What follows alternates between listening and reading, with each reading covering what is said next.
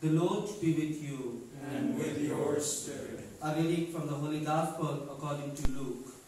Glory to you, O Lord.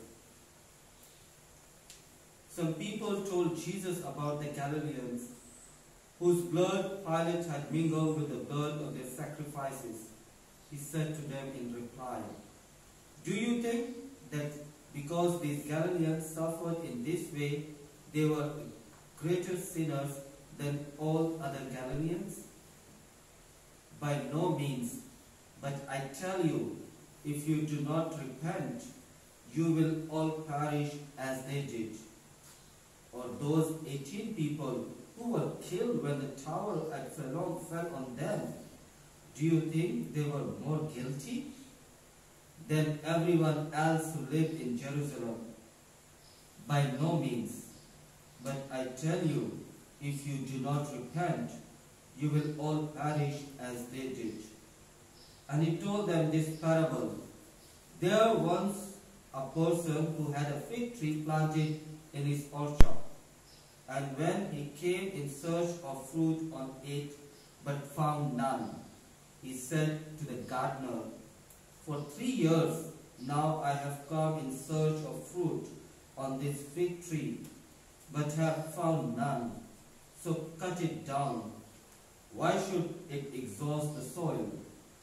He said to him in reply, "Sir, leave it for this year also, and I shall cultivate the ground around it and fertilize it. It may bear fruit in the future. If not, you can cut it down." The Gospel of the Lord. Praise to you, Lord Jesus Christ. Dear sisters and brothers in Christ, every day we face change. Whether it is a minor change in a weather or a major change in online classes or daily activities. Either change is a minor or major, one thing is certain, that it affects our emotional, intellectual and spiritual life. One thing we can be sure, that change is constant and it is part of life. Therefore, to change our ways is the message of today's gospel, as Jesus repeated 3 times. The Galileans were killed in the temple because they refused to change their lives.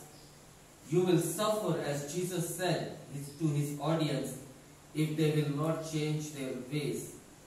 If the fig tree, as Jesus said in the parable, does not change its way of producing fruit, that is, fruit on time, it will be cut off and burned in the fire. Indeed, change brings life, and biblically speaking, change brings eternal life. In order to change ourselves, we have to do 3 things. First, in order to have change in our lives, we have to repent, because Jesus at the very beginning of his preaching told his followers, "Repent, for the kingdom of heaven."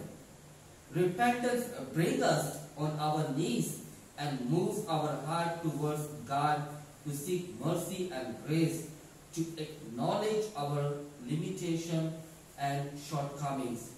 We repent to change our purpose of life, and that is to serve God. The second step for our change is to turn our face towards God, and that is to always look towards God for guidance and direction. We turn our face towards God with all our mind, with all our heart, and with all our soul, to enter in the kingdom of God.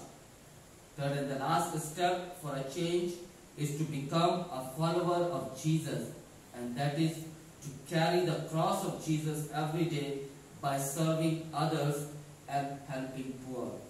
Let us never forget that meaningful change makes us like Mary, who faced towards God to find direction in her life, to fulfill God's will by offering her entire life.